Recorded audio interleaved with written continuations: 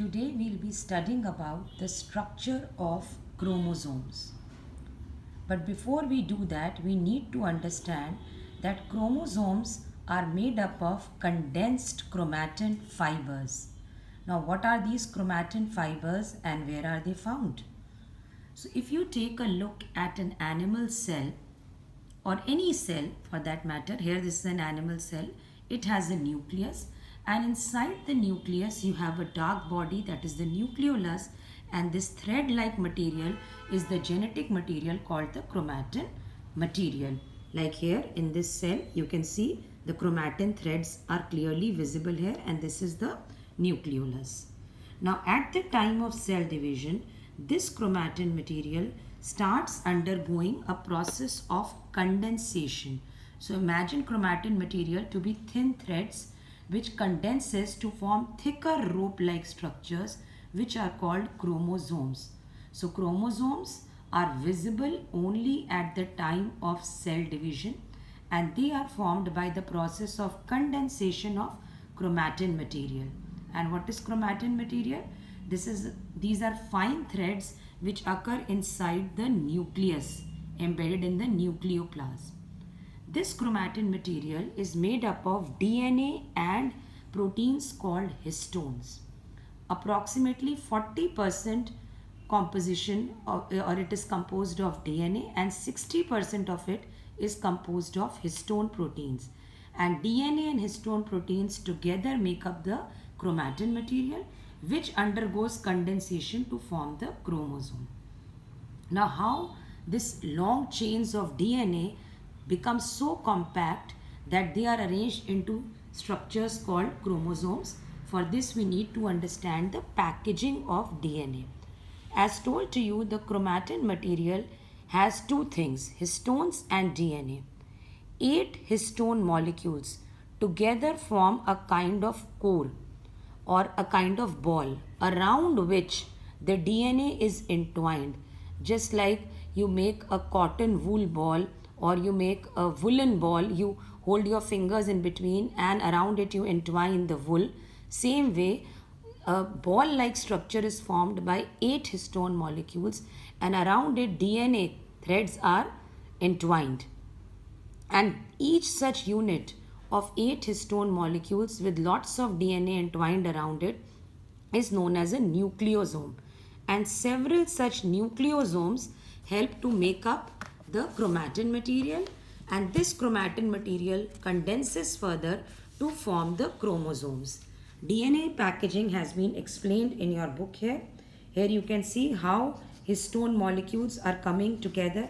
8 of them form a core, and around it this is the DNA which is entwined around it, looking just like your telephone wire, the cable wire you used to have in the landline phones.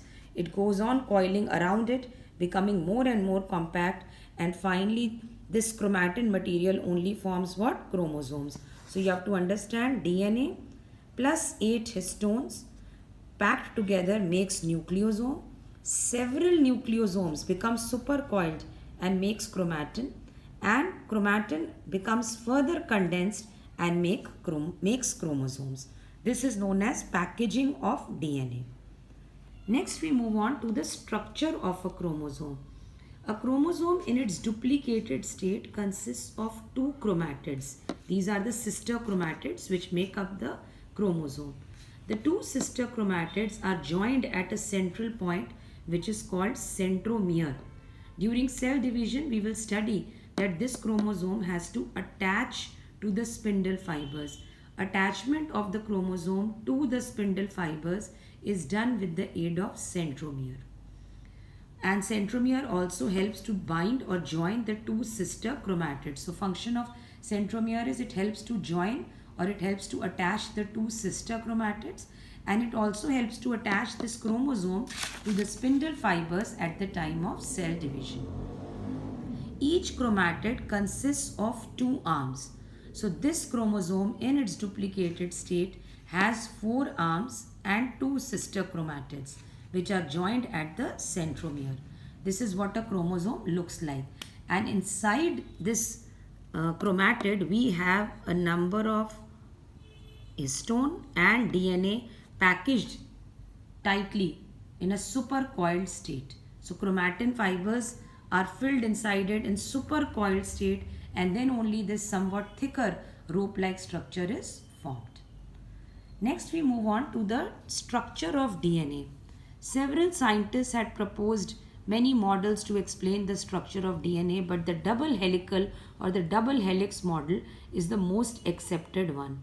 According to this model, DNA is a double stranded structure. That means it has two strands. These two strands are anti-parallel. So you need to know DNA. This model was proposed by Watson and Crick. It consists of two strands, so it is double stranded, and they are anti-parallel. We'll just now discuss what does anti-parallel mean. And it is in the form of a helix, or these two strands are twisted or coiled around each other, and that is why we call it a double helical model of DNA. This DNA is nothing but it's a chain of repeating nucleotides. Lot of nucleotides which are repeated in it. Now what are nucleotides?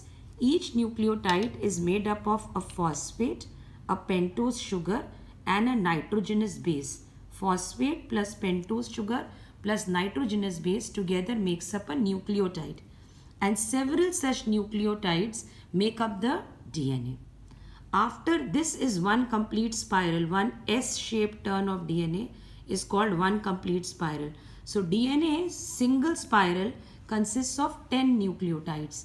After every 10 nucleotides, it changes its direction completely. So one spiral of DNA is made up of 10 nucleotides, and each nucleotide has a phosphate, a pentose sugar, and a nitrogenous base.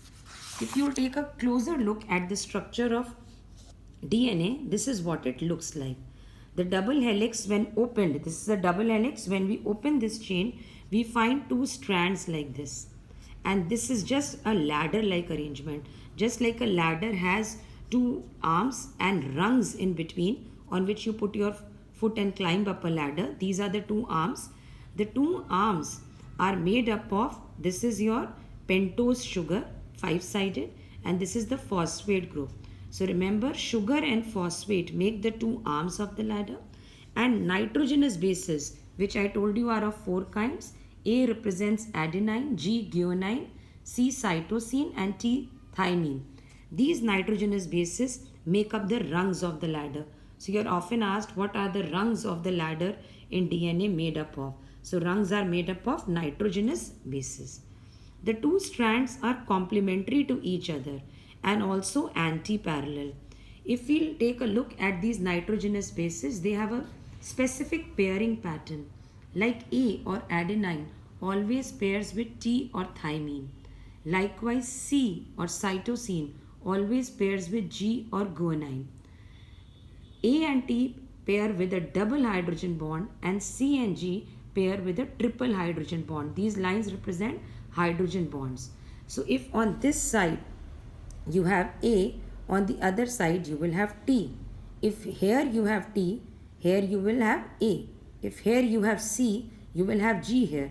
Or if G is on this side, you will have C. So pairs can be formed only between A and T and C and G.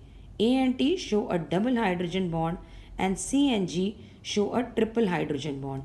And they together, these combinations or pairs, make the rungs of the ladder. One such nitrogenous base, one such pentose sugar, and one phosphate group together makes up one nucleotide. So here you can see 1, 2, 3, 4, 5 and 6 nucleotides. But positioning of sugar, as you can see, is upright here and in the downward direction here. This is what I mean when I say the two strands run anti-parallel to each other. That means if A is here, you are not going to have A here. You will have T here. So the two strands are parallel yet anti, moving in opposite directions. They are double helical, they coil around each other, and they are anti-parallel yet they are complementary in nature. And it's nothing but a chain of nucleotides. Now this whole is a DNA, a chain of nucleotides. Any particular sequence of nucleotide, like these 3 together or maybe 4 together, then again say 3, 4 together here, constitutes a gene.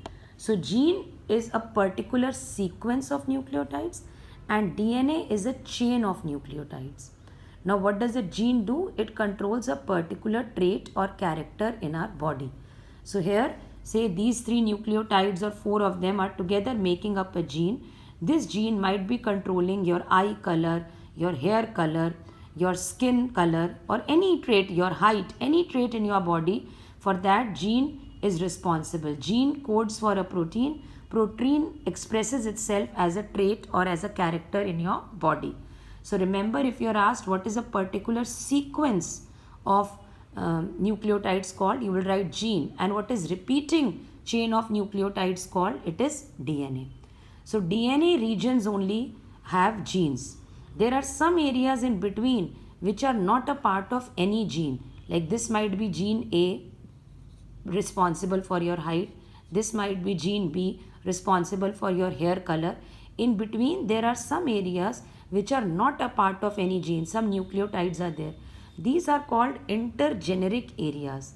When we have a DNA sample, especially in forensic science or criminal investigation cases, and we have a DNA sample and we compare the sample of found at the site of crime with that of a suspect, it is this intergeneric area that we compare, not the genes. In DNA fingerprinting, we compare what? In the intergeneric area. Remember, that is everybody's intergeneric area is different. No two individuals can have, they might have the same gene, but they cannot have same intergeneric areas. Just like you have, say, nodes and internodes in between, we have genes and intergeneric areas. So you should know that it is these areas which are compared during DNA fingerprinting. So this is what you need to know about the structure of DNA. A detailed structure has been made here. As you can see, how triple and double bonds have been clearly shown, and how after one complete spiral the DNA takes a turn. And as told to you, each spiral is after 10 nucleotides, it takes a complete turn.